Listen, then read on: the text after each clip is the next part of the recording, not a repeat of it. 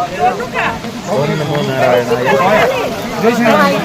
ఓం నమో ముక్తినాథాయ నారాయణాయ. నాథత్రయాల్లో జగన్నాథ, బదరీనాథ, ముక్తినాథాలు విశేషమైనవి చెప్పారు. అందులో ఈ నేపాలంలోని హిమాలయ స్థానుల్లో ఉన్నటువంటి ఈ ముక్తినాథేశ్వర స్థానం పరమ పవిత్రమైంది, అత్యంత విశేషమైంది. ఈ ముక్తినాథ స్థానంలో 108 తీర్థాలు ఉంటాయి. అలాగనే ముక్తికుండం, మోక్షకుండం అనేటువంటి అద్భుతమైనటువంటి తీర్థాలు ఉంటాయి. మన శరీరంలో నిద్రాణమైనటువంటి శక్తిని జాగృతం చేయగలిగేటువంటి అద్భుతమైన విశేషమైన శక్తి ఈ జలంలో ఉంటుంది. సాధారణంగా నుంచోటానికి కులరు, గడ్డకట్టినట్టు అయిపోతారు.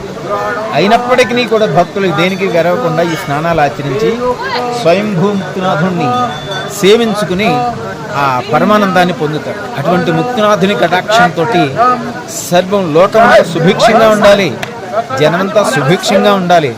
మానసానందమే పరమాద్భుతమైనటువంటి జీవన రహస్యం.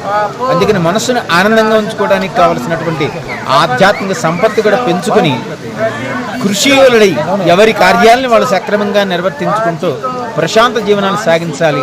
ఆ ముక్తినాథుని కటాక్షం అందరికీ దొరకాలని మనస్ఫూర్తిగా కోరుకుంటూ నమో నారాయణాయ ముక్తినాథాయ నమో నమః. నమో నమః ముక్తినాథాయ నమః.